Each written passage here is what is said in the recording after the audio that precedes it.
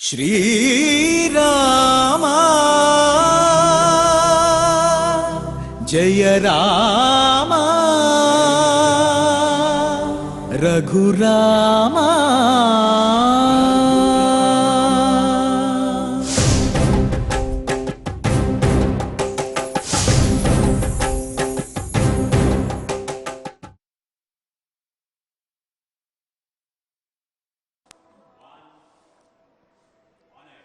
ओम नमो वेंकटेशाय। निखिल निलय मंत्रम नित्य तत्वाख्य मंत्रम भवकुलहर मंत्रम भूमिजा प्राण मंत्रम पवन जनुत मंत्रम पार्वती मोक्ष मंत्रम पशुपति निज मंत्रम पातु मां राम मंत्रम। సమస్త మంత్రములకు మూలస్థానమైనటువంటిది, తురీయమైనటువంటి కైవల్యాన్ని మోక్షాన్ని అందించేటువంటిది, నిత్యము సీతాదేవి యొక్క ప్రాణములను నిలబెట్టినటువంటిది, నిరంతరము ఆంజనేయుని చేత స్తుతి చేయబడినటువంటిది, పార్వతీదేవికి కూడా మోక్షాన్ని అందించినటువంటిది, పశుపతికి ప్రధానమైనటువంటి మంత్రం శ్రీరామనామ మంత్రం. అటువంటి శ్రీరామ రూపాంతరభూతుడైనటువంటి శ్రీ వెంకటేశ్వరుని యొక్క నిస్సీమ కృపచేత మనం అఖండ మంత్ర పారాయణాంతర్భూతంగా శ్రీమద్ రామాయణ మహాయజ్ఞంలో జ్ఞానయజ్ఞంలో సకల సంపదలను అందివ్వాలని, లోకానికి క్షేమాన్ని స్థైర్యాన్ని ఆయురారోగ్యాలను అందివ్వాలనేటువంటి సత్సంకల్పంతో మనం నాద నీరాజన వేదికగా నాదోపాసనతో కార్యక్రమాన్ని ప్రారంభించుకోవడం పరిపాటి. కాబట్టి నేడు డోలాయాంచల డోలాయాం అనేటువంటి తాళ్లపాక అన్నమాచార్యుల యొక్క దివ్య సంకీర్తనను భారతరత్న శ్రీమద్ ఎంఎస్ సుబ్బలక్ష్మి గారు ఆలపించగా ఆలకిద్దాం, స్వామి సేవలో తరిద్దాం. ఓం నమో వెంకటేశాయ.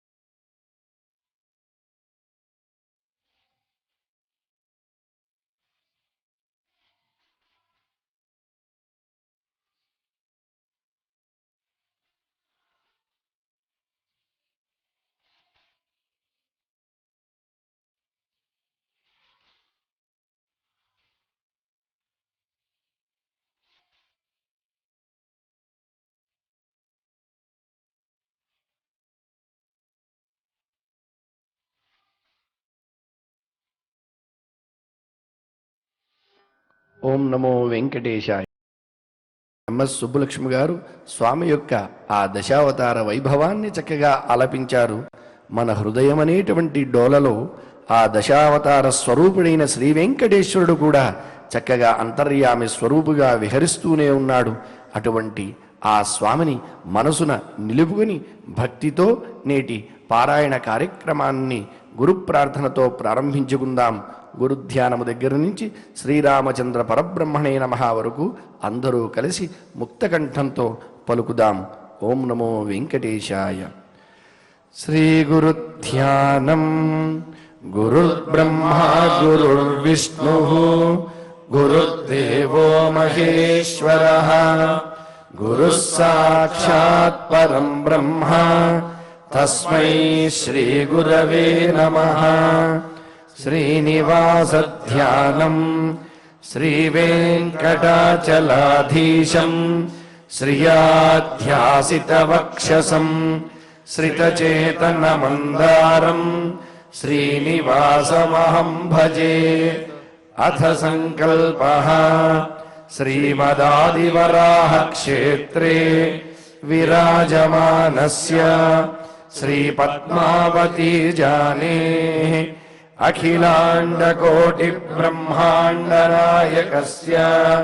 శ్రీరామచంద్ర రూపాంతరస్య భగవతః శ్రీవేంకటేశ్వర స్వామినః సన్నిధౌ హనుమత్సీతాలక్ష్మణ భరత శత్రుఘ్న పరివార సమేత శ్రీరామచంద్ర పరబ్రహ్మణః పరిపూర్ణానుగ్రహేణ అస్మిన్ భువనే అతిశీఘ్రమేవ విశూచికాగ్నిమేః వినాశనార్థం భారతవర్షస్య అభివృద్ధౌ నిమగ్నానాం విద్యా విత్త వాణిజ్య కృషి వైద్య వైజ్ఞానిక దేశరక్షణాదిరంగేషు విద్యమానానాం ఆస్తిక మహాజనానాం సర్వేషాం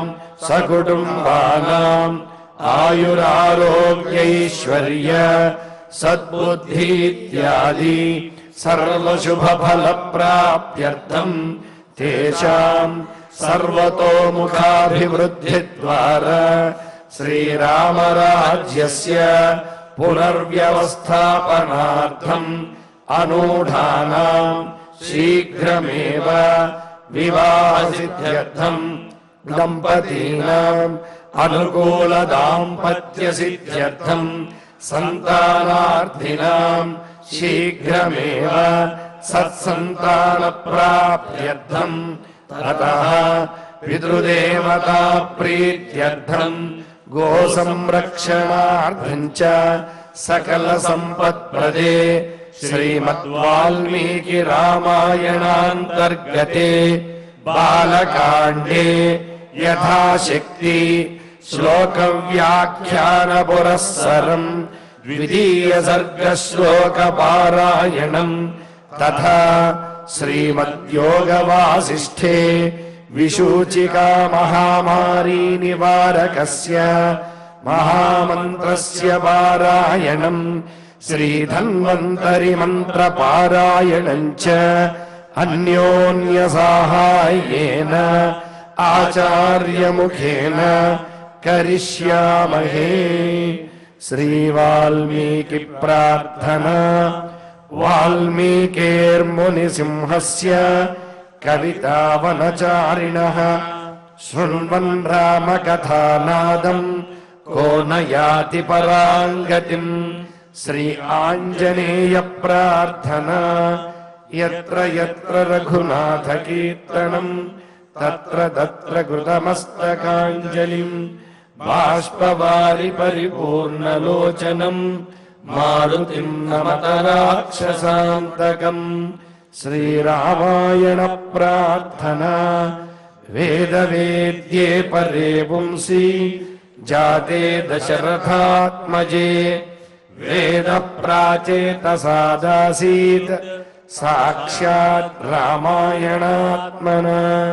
శ్రీరామ ప్రార్థనా ఆపదామపహర్తారం దాతారం సర్వసంపదాం లోకాభిరామం శ్రీరామం భూయో భూయో నమామ్యహం.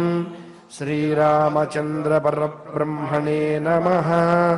అథ శ్రీమద్ రామాయణే బాలకాండే ద్వితీయः సర్గः.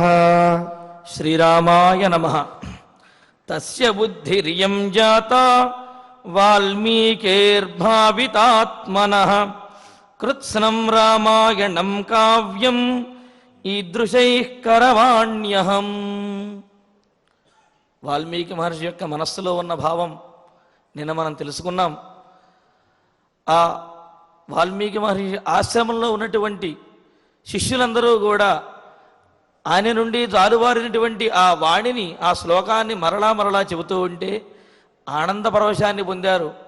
బ్రహ్మగారు కూడా అది ఆయన అనుగ్రహంతో కలిగినటువంటి శ్లోకం అనే విషయాన్ని తెలియజేసి రామాయణాన్ని రచించమని అనుజ్ఞ ఇచ్చారు. మరి శోకము నుండి పుట్టినటువంటి శ్లోకాన్ని ఆధారంగా చేసుకుని ఆ శ్లోకానికి మరలా మరలా ఉచ్చరించడం ద్వారా వచ్చినటువంటి కీర్తిని, యశస్సుని ఆధారంగా చేసుకుని రామాయణాన్ని రచించాలి అని అనుకున్నారట వాల్మీకి మహర్షి. భావితాత్మనః, పరమాత్మను తన మనస్సులో తలుచుకొని, తన మనస్సులో భావించుకొని. చూడండి, ఏదైనా మనం ఒక గొప్ప కార్యం చేయాలి అంటే ఎటువంటి విఘ్నములు కలగకూడదు స్వామి అని మొదట స్వామికి నమస్కారం చేస్తాం. దాన్నే మంగళాచరణము అంటాం.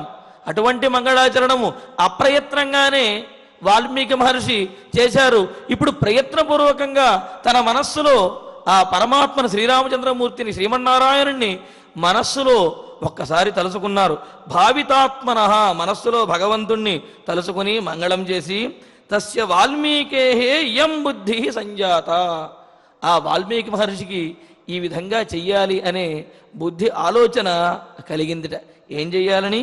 కృత్స్నం రామాయణం కావ్యం, సంపూర్ణమైనటువంటి రామాయణం, రామచరితం ఏదైతే ఉందో సంపూర్ణంగా ఆమూలాగ్రంగా అదంతా కూడా ఈదృశై అహం కరవాణి, ఇటువంటి శ్లోకములతోటి అప్రయత్నంగా తన ముఖము నుండి జాలువారినటువంటి శ్లోకం ఏదైతే ఉందో అటువంటి శ్లోకములతోటి అందముగా, రసవత్తరముగా, రసరమ్యముగా ఈ రామాయణం మొత్తాన్ని కూడా, రాముని యొక్క చరిత్ర మొత్తాన్ని కూడా ఆ విధంగా రచించాలి అనే ఒక గొప్ప సంకల్పం, మహాసంకల్పం ఆ వాల్మీకి మహర్షి యొక్క మనస్సులో కలిగిందిట. చూడండి, ఇక్కడ భగవద్ అనుగ్రహం పరిపూర్ణంగా ఉంది. సాక్షాత్తు బ్రహ్మగారే వచ్చి ఉపదేశించి రామాయణాన్ని వ్రాయమన్నారు. ఇంకా అప్పుడు వాల్మీకి మహర్షి భగవంతుణ్ణి మరలా మంగళం చేసి ప్రార్థించి నిశ్చయించుకున్నాడు. ఇక నిశ్చయ బుద్ధితోటి ఉన్నాడనమాట. ఎలా అయినా సరే రామచరితాన్ని ఆమూలాగ్రంగా, సమగ్రంగా, కావ్య రూపంలో, శ్లోక రూపంలో రచించి తీరాలి అని సంకల్పించుకున్నారట. ఇక్కడ ఈదృశై కరవాణ్యహం అంటే ఇటువంటి శ్లోకములతో అని అంటే కేవలం అనుష్టుప్ శ్లోకం ఏదైతే ఉందో మానిషాద ప్రతిష్టానం అన్నట్లుగా, అంటే అదే విధమైనటువంటి ఛందస్సుతో కూడిన శ్లోకములే అని అర్థం కాదు. ఇటువంటి శ్లోకములు అంటే ఇలాంటి ఛందోబద్ధమైనటువంటి అనేక ఛందస్సులతో కూడినటువంటి శ్లోకములతోటి పరిపూర్ణమైనటువంటి రామాయణాన్ని వ్రాయాలి అని అనుకున్నారు. పైగా శ్లోకంతో రాస్తే దాన్ని శ్రవ్యకావ్యము అని అంటారు. వినటానికి చాలా వినసొంపుగాను, పాడటానికి కూడా యోగ్యంగా ఉంటుంది. మరి అటువంటి రామచరితామృతాన్ని గానం చేసే విధంగా శ్లోకరూపంలో రాయాలి అని, రచించాలి అని వాల్మీకి మహర్షి సంకల్పించుకున్నారు. మరి అటువంటి శ్లోకరత్నాన్ని ఆచార్యముఖంగా మనం పారాయణ చేద్దాం. తస్య బుద్ధిః ఇయం జాతా వాల్మీకేః భావితాత్మనః కృత్స్నం రామాయణం కావ్యం ఈదృశైః కరవాణ్యహం తస్య బుద్ధిః ఇయం జాతా వాల్మీకేః భావితాత్మనః కృత్స్నం కృత్స్నం రామాయణం కావ్యం రామాయణం కావ్యం ఈదృశైః కరవాణ్యహం కరవాణ్యహం ఉదారవృత్తార్థపదైర్మనోరమైః తదాస్య రామస్య చకార కీర్తిమాన్ సమాక్షరైః శ్లోకశతైర్యశస్వినః యశస్కరం కావ్యముదారధీర్మునిః. చూడండి, ఇందాక ఇటువంటి శ్లోకములతో అంటే కేవలము అనుష్టుపు శ్లోకములతో కాదు, విశేషమైనటువంటి ఛందస్సు కలిగినటువంటి పాదబద్ధాక్షరములు కలిగినటువంటి శ్లోకములతో అని చెప్పాము. మహాకావ్యము యొక్క లక్షణము ఏమిటి అంటే సర్గలుగా విభజించడం అనేది ఒక లక్షణము అయితే, ప్రతి సర్గలోనూ కూడా సర్గ చివరి వరకు ఒక ఛందస్సులో శ్లోకములు ఉంటే సర్గాంతంలో ఆ ఛందస్సు మారి మరొక రకంగా శ్లోకము ఉంటుందన్నమాట. అంటే ఆ గానము చెయ్యటంలో కొంత వైవిధ్యము వైలక్షణ్యము అనేది సర్గాంతంలో మనకు మహర్షి చూపిస్తారు. మరి అదేవిధంగా ఇక్కడ కూడా ఈ శ్లోకం అలాగే ఉన్నది. ఉదార వృత్తార్థ పదైర్మనోరమైః తదాస్య రామస్య చకార కీర్తిమాన్ సమాక్షరైః శ్లోకశతైర్యశస్వినః యశస్కరం కావ్యముదారధీర్మునిః. ఎటువంటి వారు ఆ వాల్మీకి మహర్షి ఏం చేయదలుచుకున్నారు? కీర్తిమాన్, కీర్తిమంతుడైనటువంటి వారు. ఎలా కీర్తిమంతుడయ్యాడు అంటే నారద మహర్షి వచ్చి ఆ రామచరితాన్ని ఈయనకు బోధించేటప్పటికీ ఆ బోధ విని రామచరితామృతాన్ని ఆస్వాదించి కీర్తిమంతుడయ్యాడు వాల్మీకి మహర్షి. వాల్మీకి మహర్షి రామాయణాన్ని రచించి ఆ రామభక్తిని అందరికీ కూడా పంచారు కాబట్టి వారి యొక్క కీర్తి ఇప్పటికీ కూడా ఆచంద్రార్కము నిలిచి ఉంటుందనే విషయం మనకు తెలుస్తుంది. లేని పక్షంలో వాల్మీకి మహర్షి గురించి మనకు ఎలా తెలుస్తుంది? కాబట్టి కీర్తిమాన్, కీర్తిమంతుడయ్యాడు. ఎలాగా? రామాయణాన్ని రచించబోవటం ద్వారా. అదేంటండి, కావ్యం రాస్తే కీర్తి వస్తుందా అని అంటే, కావ్యం రాస్తే కీర్తి ఒక్కటే కాదు, అనేకమైన ప్రయోజనాలు ఉన్నాయట. కావ్యం యశసే అర్ధకృతే వ్యవహార విదే శివేతరక్షతయే సద్యపర నిర్వృతయే కాంతా సంమిత తయోపదేశయుజే అని అలంకారికులు చెప్పినట్లుగా కావ్యము యశస్సుని, కీర్తిని తెచ్చిపెడుతుంది. అర్ధకృతే ధనాన్ని సంపాదించి పెడుతుంది. వ్యవహార విధే ఏ సందర్భంలో ఏ విధంగా వ్యవహరించాలి, ఏ విధంగా వ్యవహరించకూడదు, ఏది మాట్లాడాలి ఏది మాట్లాడకూడదనే విచక్షణ జ్ఞానాన్ని కలగజేస్తుంది. శివేతరక్షతయే అమంగళాన్ని తొలగిస్తుంది. సద్య పరనిర్వృతయే వెంటనే మనకు ఆనందాన్ని కలుగజేస్తుంది. కాంత సంమిత తయోపదేశ విజే భార్య భర్తకు ఏ విధంగా అనునయంగా తాను చెప్పదలుచుకున్నటువంటి విషయాన్ని భర్త మనస్సుకి హత్తుకునే విధంగా చెబుతుందో, భర్త వినే విధంగా చెబుతుందో, కావ్యము కూడా అదే విధంగా వినేటటువంటి శ్రోతలకు ఆనందాన్ని కలుగజేస్తూ అవును కదా, నిజమే కదా, మనం పాటించాలి కదా అనే విధంగా కాంత బోధించినట్లుగా, భార్య బోధించినట్లుగా, ప్రియురాలు బోధించినట్లుగా ఈ కావ్యము మనకు ధర్మబోధ చేస్తుందట. మరి అటువంటి కావ్యము కాబట్టే ఆ కావ్యాన్ని రచించబోయే వాల్మీకి మహర్షి కీర్తిమాన్ అనే విషయాన్ని మనకి ఇక్కడ తెలియజేస్తున్నారు. అంతేకాదు ఉదారధీహి, గొప్ప బుద్ధిశక్తి కలిగినటువంటి వాడు. బుద్ధిశక్తి కూడా ఎలా వస్తుంది? కావ్యశాస్త్రములను చదవటం ద్వారా బుద్ధిశక్తి అనేది వస్తుంది. స్వతసిద్ధంగా భగవంతుడు ఇచ్చినటువంటి బుద్ధిశక్తి అనేది మనలో ఉన్నప్పటికీ కూడా అది పరిపూర్ణమైనటువంటి చైతన్యంతో పనిచేయాలి అంటే కావ్యములు, శాస్త్రములు, వీటి యొక్క జ్ఞానము తప్పనిసరిగా అవసరము. అందుకనే అంటారు శక్తిర్నిపుణతాలోకే కావ్యశాస్త్రాత్ జవేక్షణాత్. మనలో బుద్ధిశక్తి కానివ్వండి, మనలో నైపుణ్యము, తెలివితేటలంటూ ఉంటాం, సమయానుకూలంగా ప్రవర్తించడం, ఇవన్నీ కూడా కావ్యములను శాస్త్రములను చదవడం ద్వారా మనలో ఆ శక్తి పెరుగుతుందిట. కాబట్టి వాల్మీకి మహర్షి కావ్యాన్ని వ్రాయబోతూనే అటువంటి శక్తిని పొందారు అని తెలియజేయటం కోసం ఉదారధీహి అని అన్నారు. అంతేకాదు మునిహి, మననశీలుడు. చూడండి, ఆయన అప్రయత్నంగా చెప్పినటువంటి శ్లోకాన్ని మరలా మననం చేసుకుని దాన్ని స్థిరపరుచుకుని దాంట్లో ఉన్నటువంటి గొప్పతనాన్ని, విశేషాన్ని, వైలక్షణ్యాన్ని తనంతట తానే తెలుసుకుని శిష్యులందరికీ కూడా బోధించాడు. కాబట్టి మననశీలుడైనటువంటి వాడు. అందుకనే ఏదైనా విషయాన్ని, మంచి విషయం తెలుసుకున్నప్పుడు దాన్ని మరలా మననం చేసుకోవాలి అంటూ ఉంటారు. అటువంటి వారు అయిన ఆ వాల్మీకి మహర్షి తదా బ్రహ్మగారు వరమిచ్చారు.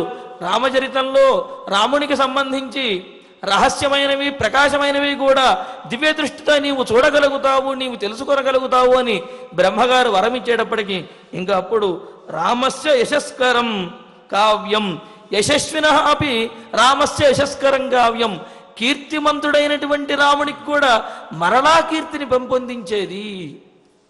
తదన్వయే శుద్ధిమతి ప్రసూత శుద్ధిమత్తర అని రఘువంశంలో చెప్పినట్లుగా ఉత్తమమైనటువంటి శుద్ధి కలిగినటువంటి వంశంలో మరింత శుద్ధి కలిగినటువంటి దిలీప మహారాజు ఉద్భవించాడు అని చెబుతారు. అదేవిధంగా తెల్లనైనటువంటి ఆ పెరుగులో కానివ్వండి పాలలో కానివ్వండి చిలికితే మరింత తెల్లగా మరింత మృదువుగా ఉండే వెన్న ఏ విధంగా అయితే ఉద్భవిస్తుందో అదేవిధంగా ఉత్తమమైనటువంటి కీర్తి కలిగినటువంటి ఆ రామచంద్రమూర్తికి మరలా మరింత కీర్తిని కలిగించేటటువంటి ఆ రామాయణాన్ని రాయదలుచుకున్నారట. అందుకనే అంటారు ఆదిరాజ యశోబింబం ఆదర్శం ప్రాప్యవాంగ్మయం తేషాం అసన్నిధానేపి నస్వయం పశ్య నశ్యతి అని. సాధారణంగా మనం ఏదో మన ప్రతిబింబాన్ని చూసుకోవాలి అంటే అద్దం ముందు నుంచుంటాం. మనం నుంచున్నంతసేపు ఆ అద్దంలో మన ప్రతిబింబం కనిపిస్తుంది. మనం పక్కకి వెళ్ళంగానే అద్దంలో ఆ ప్రతిబింబం కనిపించదు. మనం గతించిన తర్వాత అసలు దాని ప్రసక్తి అనేదే ఉండదు.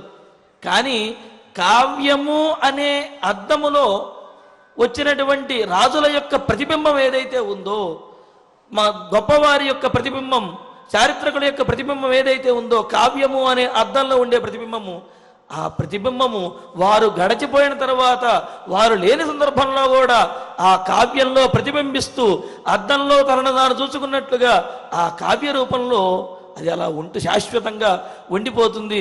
వారు ఇప్పుడు ప్రత్యక్షంగా ఉన్నటువంటి అనుభూతిని ఆ కావ్య పఠనము కావ్య శ్రవణము పాఠకులకు తెలియజేస్తుంది. అందుకనే ఇక్కడ యశస్వినః అపి రామస్య యశస్కరం, కీర్తిమంతుడైనటువంటి రామునికి కూడా మరింత కీర్తిని తెచ్చిపెట్టేటటువంటిది. పైగా కావ్య రూపంలో ఉంటే కనుక వాగ్రూపంలో ఆ అక్షర రూపంలో ఉన్నటువంటిది శాశ్వతంగా ఉంటుంది. అక్షరము అంటే అసలు నాశనం అనేది లేనిది అని అర్థం. కాబట్టి అక్షర రూపంలో ఉన్నటువంటి చరిత్రం ఏదైతే ఉంటుందో కావ్యము అది శాశ్వతంగా ఉంటుంది. దాంట్లో ఉన్నటువంటి నాయకుడి యొక్క కీర్తి కూడా శాశ్వతంగా ఉంటుంది. కాబట్టి కీర్తిమంతుడైనటువంటి రాముని యొక్క కీర్తిని మరింత ఇనుమడింపజేసేటటువంటి కావ్యం, లోకోత్తర రూపమైనటువంటి రామాయణ కావ్యాన్ని అహం కరవాణి, ఇటువంటి శ్లోకములతోటి నేను రచించాలి అని వాల్మీకి మహర్షి భావించారట. కాబట్టి అంత గొప్పవాడైనటువంటి వాల్మీకి మహర్షి ఈ విధంగా ఆ శ్లోకాన్ని, ఆ రామాయణ చరిత్రను, రాముని యొక్క చరిత్రను రచించాలి అని చెప్పి అనుకున్నారట. అనుకుని చక్కగా రచన చేశారు అని తెలియజేసే ఈ శ్లోకరత్నాన్ని ఆచార్యముఖంగా పారాయణ చేద్దాం. ఉదారవృత్తార్థపదైః మనోరమైః తదాస్య రామస్య చకార కీర్తిమాన్ సమాక్షరైః శ్లోకశతైర్యశస్వినః యశస్కరం కావ్యముదారధీర్మునిః ఉదారవృత్తార్థపదైః మనోరమైః తదాస్య రామస్య చకార కీర్తిమాన్ సమాక్షరైః శ్లోకశతైర్యశస్వినః యశస్కరం కావ్యముదారధీర్మునిః తదుపగత సమాస సంధియోగం సమమధురోపనతార్థవాక్యబద్ధం రఘువర చరితం ముని ప్రణీతం దశశిరసశ్చ వధం నిశామయధ్వం. ఇంతకు ముందు శ్లోకంలో మనం చెప్పుకున్నాము, ఉదార వృత్తార్థ పదైర్మనోరమై, గొప్ప ఛందోవృత్తములతోటి అదేవిధంగా గొప్ప నిగూఢమైనటువంటి అర్థాన్ని స్పష్టంగా తెలియజేసేటటువంటి పదములతోటి అద్దంలో ప్రతిబింబించినట్లుగా చక్కగా ఆ రామాయణాన్ని రాముని యొక్క చరిత్రను వాల్మీకి మహర్షి లోకానికి అందిస్తూ రచించారు అనే విషయాన్ని ఇంతకు ముందు శ్లోకంలో మనం తెలుసుకున్నాం. మరి ఆ రచన ఎలా ఉన్నది అనే విషయాన్ని ఈ శ్లోకంలో మనకు తెలియజేస్తున్నారు. ఉపగత సమాస సంధియోగం, శాస్త్రానుసారము పదములలోనూ వాక్యములలోనూ ఆ పదముల మధ్య ఉండేటటువంటి సమాసములు సంధులు కూడా శాస్త్రబద్ధంగా ఎటువంటి దోషములు లేకుండా ఉపనిబద్ధమై ఉన్నాయి, చేయబడి ఉన్నాయి. అంటే సమాస సంధి రూపమైనటువంటి వ్యాకరణ దోషములేవి కూడా ఈ కావ్యంలో ఉండవు అనే విషయాన్ని తెలియజేస్తున్నారు. అసలు సహజంగా భగవద్ అనుగ్రహంతో బ్రహ్మగారి అనుగ్రహంతో రచించేటటువంటి వాల్మీకి యొక్క కావ్యంలో ఎటువంటి దోషములు ఉండవు అనేది నిశ్చప్రచం.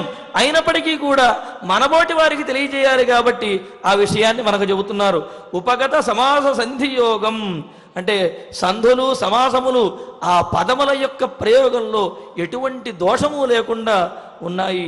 అంతేకాదు సమ మధురోపనతార్థ వాక్యబద్ధం, సమంగాను మధురంగాను ఉన్నటువంటి పదములతోటి బంధించబడినటువంటి కూర్చబడినటువంటి వాక్యబంధము కలిగినది అని అంటున్నారు. ఏమిటి సమము అంటే సమానాక్షరములతో కూడినటువంటి పదములు. సమానాక్షరములు అంటే శ్లోకంలో ఒక పాదంలో ఒక సంఖ్య కలిగిన అక్షరములు, తర్వాత పాదంలో మరొక సంఖ్య కలిగిన అక్షరములు కాకుండా ప్రతి పాదములో కూడా సమానమైనటువంటి అక్షరములతోటి. ఎందుకు ఈ మాట చెబుతున్నారు అంటే ఛందస్సులో కూడా సమవృత్తములు విషమవృత్తములు అని చెప్పి రెండు రకాలుగా ఉన్నాయన్నమాట. సమవృత్తములు అంటే ప్రతిపాదంలోనూ సమానమైనటువంటి అక్షరములు కలిగితే సమవృత్తములు అంటారు. అలా కాకుండా ఒక పాదంలో కొన్ని అక్షరములు, తరువాత పాదంలో మరికొన్ని ఎక్కువ అక్షరములు కనుక ఉంటే విషమవృక్షములు అంటారు. అటువంటి వాటిని చదవటం చాలా క్లిష్టతరంగా కష్టంగా ఉంటుంది. కానీ వాల్మీకి అటువంటి క్లిష్టమైనటువంటి ఇబ్బందిని శ్రోతలకు పాఠకులకు ఇవ్వలేదు. అందుకనే సమమైనటువంటి సమానాక్షరములు కలిగినటువంటి వాక్య నిర్మాణంతో మృదువుగా స్ఫుటముగా స్పష్టముగా తెలియజేశారట. అంతేకాదు మధురము అని అంటున్నారు. ఏమిటి మధురము? అది తింటే నాలుగుకు తెలుస్తుంది కానీ వింటే చెవులకు ఎలా తెలుస్తుందండి అని మనకు అనిపిస్తుంది. మధురము అని అంటే ఏ వాక్యములు వినడం ద్వారా మన మనస్సులో రసాస్వాదన కలిగి మనకు అనుభూతి కలిగి మనం ఆనందిస్తామో దాన్ని మధురము అని అంటున్నారు. మధురం రసవద్వాచి వస్తున్యపి రసస్థితి ఏన మాత్యంతి ధీమంత మధునేమ మధువ్రతా అని. తేనెను తాగినప్పుడు ఏ విధంగా అయితే తేనెటీగలు పారవశ్యాన్ని పొందుతాయో అదేవిధంగా రసవత్తరమైనటువంటి పద్యముల శ్లోకములను ఆ కావ్యములను చదివినప్పుడు సహృదయులు ఎవరైతే ఉంటారో వారి మనస్సుకు కూడా ఆ పారవశ్యం కలుగుతుందిట. ఆ పారవశ్యాన్ని మధురము అని అంటారు. అదేవిధంగా ఉపనతార్థ వాక్యబద్ధం, మధురంగా చెప్పటము అంటే ఏదో అందరికీ చెవులకింపైనటువంటి మాటలు మాత్రమే చెప్పటం కాదు, వాటిలో నిగూఢమైనటువంటి అర్థము స్పష్టంగా తెలియజేసేది. పైగా ఉపనతము అనే దానికి అర్థం ఏంటంటే తెలియబడుతున్నటువంటి స్పష్టమవుతున్నటువంటి అర్థము కలిగింది. కొన్ని పదాలు వినటానికి బాగుంటాయి కానీ అవి ఏం చెప్పారో అర్థం కాదు మనకు. అది శబ్దాలంకారము అంటాం. కేవలం ఇక్కడ శబ్దాలంకారమే కాదు, ఆ మధురమైనటువంటి పదములతో పాటుగా వాటి యొక్క అర్థము కూడా బయటకు అర్థమయ్యే విధంగా తెలిసే విధంగా ఉపనతార్థ వాక్యబద్ధం స్పష్టమయ్యే విధంగా ఉన్నదట. అర్థ ప్రతిపత్తి కూడా అందరికీ తెలిసే విధంగా. మరి అటువంటి రఘువర చరితం, రామచంద్ర రఘువంశంలో ఉన్నటువంటి వరహ శ్రేష్ఠుడైనటువంటి రామచంద్రమూర్తి యొక్క చరిత్రను ఇందాక అనుకున్నాం. ఆ వంశంలో ప్రసూత శుద్ధిమత్తరహ అని. అదేవిధంగా రఘువంశంలో ఉన్న వారందరూ గొప్పవారే అయినప్పటికీ కూడా వారిలో అవతార పురుషుడైనటువంటి వాడు సాక్షాత్తు శ్రీమన్నారాయణుడు కాబట్టి రఘువరహ అని ఆ వరశబ్దాన్ని ప్రయోగించారు. అటువంటి రఘువరుని యొక్క చరిత్రను ముని ప్రణీతం, పైగా ఆ చెప్పేటటువంటి వారు ఎవరైనా సామాన్యమైనటువంటి వారా? బ్రహ్మచేత అనుగ్రహాన్ని పొందినటువంటి వారు. ముని ప్రణీతం, నారద మహర్షి ద్వారా రామచరితాన్ని మొత్తాన్ని కూడా విన్నటువంటి వారు ఆయన వాల్మీకి మహర్షి.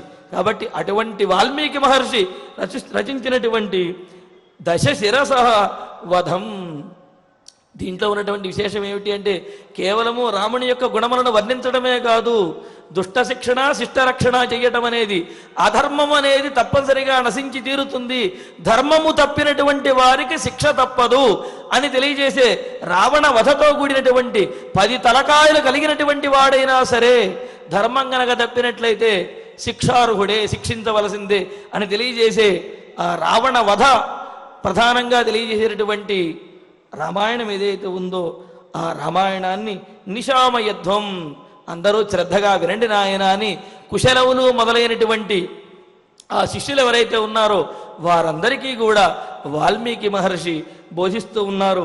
చిర నిర్వృత్తమపి ఏతతు ప్రత్యక్షమివ దర్శితం అంటే జరిగిపోయినటువంటి రామచరితాన్ని కూడా కన్నులకు కట్టే విధంగా ఇప్పుడు జరుగుతున్నదా, ఇప్పుడు రామచంద్రమూర్తి ఎదురుగా ఉన్నాడా అన్నట్లుగా అంత గొప్పగా వాల్మీకి మహర్షి రామాయణాన్ని రచించి తన శిష్యులందరికీ కూడా కుశలవులు మొదలైనటువంటి శిష్యులందరికీ కూడా అందిస్తూ వారందరికీ బోధిస్తూ ఉన్నారట.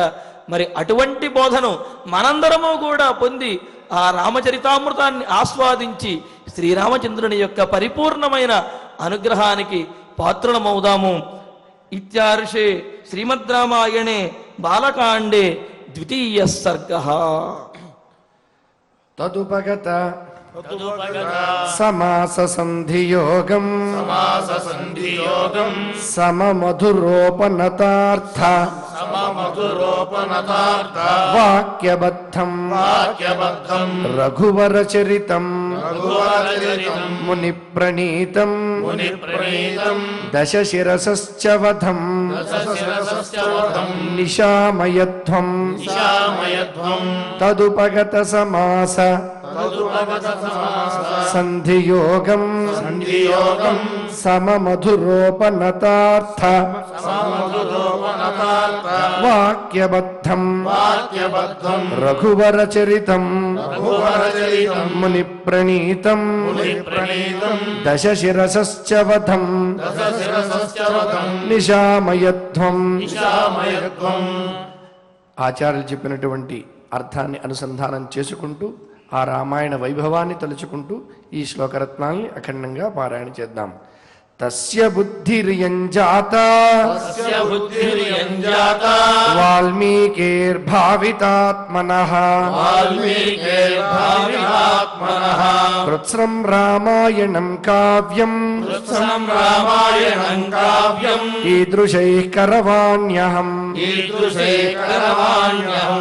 ఉదారవృత్తార్థపదైర్మనోరమైః తదాస్య రామస్య చకార కీర్తిమాన్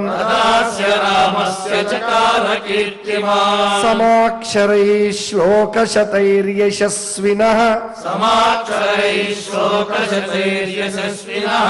యశస్కరం కావ్యముదారధీర్మునిః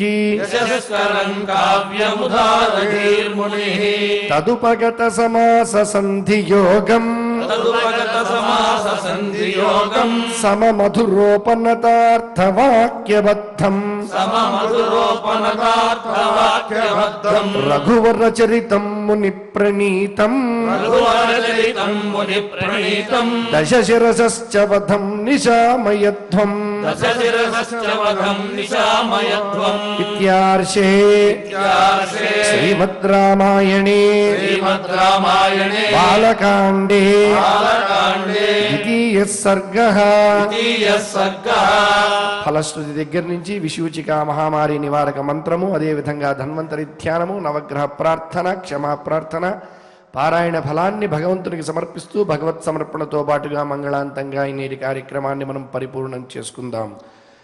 ఫలశ్రుతి కుటుంబ వృద్ధిం ధనధాన్య వృద్ధిం స్త్రియశ్చ ముఖ్యా సుఖముత్తమం చ శ్రుత్వా శుభం కావ్యమిదం మహార్థం ప్రాప్నోతి సర్వాన్ భువి చార్థ సిద్ధిం.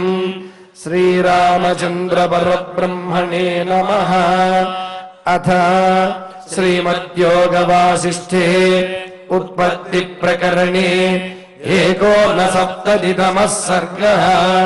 శ్రీవసిష్ఠ ఉవాచ అథ వర్షసహస్రేణ तां पितामह आययौ दारुणं हि तपःसिद्ध्यै विषाग्निरपि शीतलः मनसैव प्रणम्यैनं सा तथैव स्थिता सती कोवरः क्षच्छमायालम् इति चिन्तान्विताभवत् आस्मृतं प्रार्थयिष्येऽहम् वरमेकमिमं विभुम् अनायसी चायसी च स्यामहं जीवसूचिका अस्योक्त्याद्विविधा सूचिः भूत्वा लक्ष्या विशाम्यहम् प्राणिनां सह सर्वेषां हृदयं सुरभिर्यथा यथाभिमतमेतेन ग्रसेयं सकलं जगत् क्रमेण क्षुद्विनाशाय क्षुद्विनाशः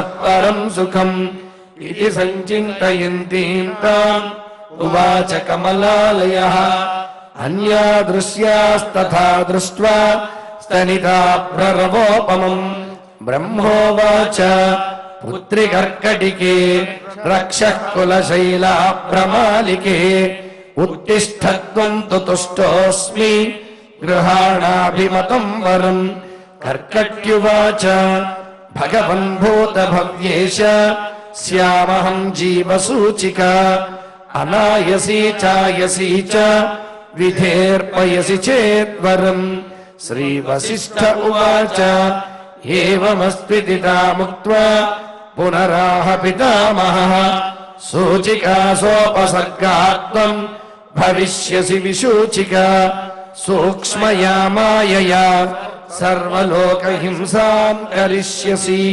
दुर्भोजना दुरारम्भाः मूर्खा दुस्थितयश्च ये दुर्देशवासिनो दुष्टाः तेषां हिंसां करिष्यसि प्रविश्या हृदयं प्राणैः पद्मप्लीहादिवादनात् वातलेखात्मिका व्याधिः भविष्यसि विसूचिका सगुणं विगुणं चैव जनमासादयिष्यति गुणान्वितचिकित्सार्थं मन्त्रोऽयं तु मयोच्यते ब्रह्मोवाच हिमाद्रेरुत्तरे पार्श्वे कर्कटी नाम राक्षसी विसूचिका विधानास नाम्नाप्यन्यायवाधिका तस्याः मन्त्रः ॐ ह्रीं ह्रां ह्रीं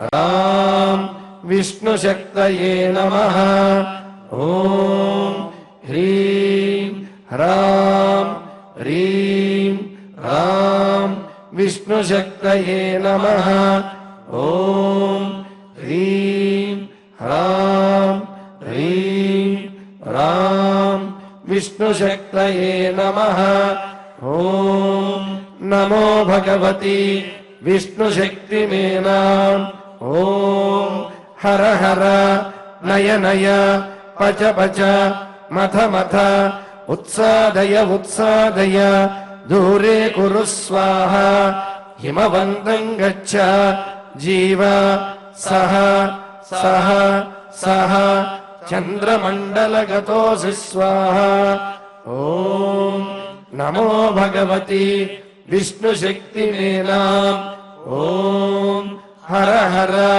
नय नय पच पच मथ मथ उत्सादय उत्सादय दूरे कुरु स्वाहा हिमवन्तं गच्छ जीव सह सह सह चन्द्रमण्डलगतोऽसि स्वाहा ॐ नमो भगवति विष्णुशक्तिमेनाम् ॐ हर हर नय नय पच पच मथ मथ उत्सादय उत्सादय दूरे कुरु स्वाहा हिमवन्तं गच्छ जीव सह सह सह चन्द्रमण्डलगतोऽसि स्वाहा इति मन्त्री महामन्त्रम् न्यस्य वामकरोदरे मार्जयेदातुराकारम् तेन हस्तेन संयुतः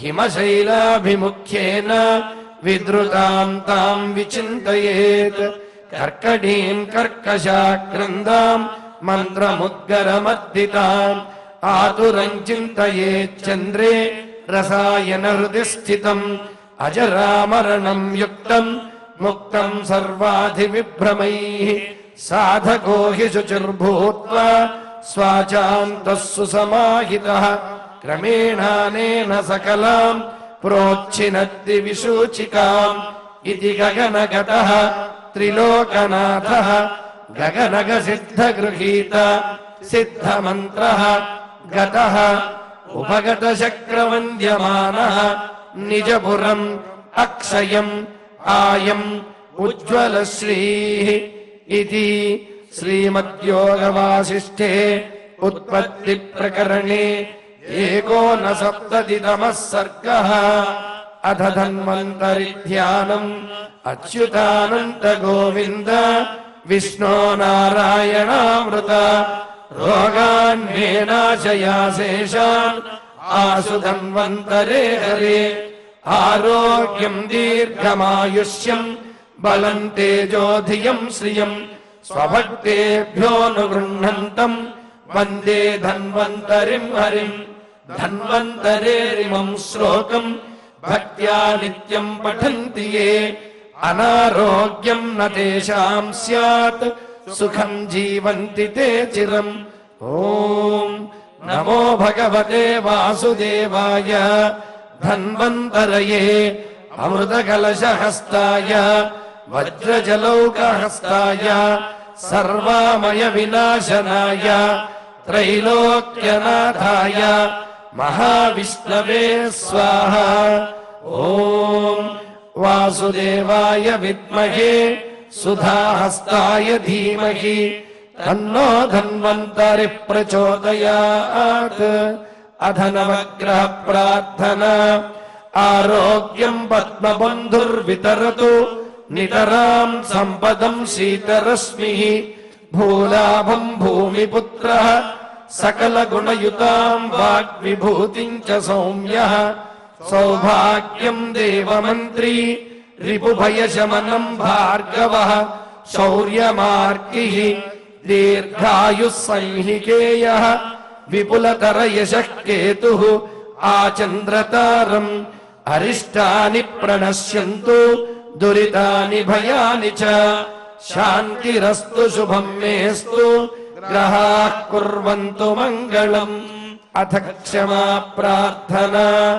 యదక్షరవదభ్రష్టం మాత్రాహీనం చ యద్భవేత్ తత్సర్వం క్షమ్యతాం దేవ నారాయణ నమోస్తుతే. అథ భగవత్సమర్పణం. కాయేన వాచా మనసేంద్రియైర్వా బుద్ధ్యాత్మనా వా ప్రకృతే స్వభావాత్ కరోమి యద్యత్ సకలం పరస్మై నారాయణాయేతి సమర్పయామి. అథ మంగళం శ్రియః కాంతాయ కళ్యాణ నిధయే నిధయేద్ధినాం శ్రీవేంకట నివాసాయ శ్రీనివాసాయ మంగళం. ఓం నమో వెంకటేశాయ. సకల కార్యసిద్ధికి శ్రీమద్ రామాయణ పారాయణ కార్యక్రమాన్ని మనం నిర్వహించుకుంటూ ఉన్నాము. ఈరోజు ఇంకా మరికొద్దిసేపట్లో 8 గంటలకు సకల కార్యసిద్ధికి శ్రీమద్ రామాయణ పారాయణ కార్యక్రమం ప్రారంభమవుతుంది. ఈరోజు విశేషంగా సత్సంతాన ప్రాప్తి కొరకు బాలకాండలోని 15-16 సర్గలు పారాయణ చెయ్యాలి, పాయస నివేదన చెయ్యాలి.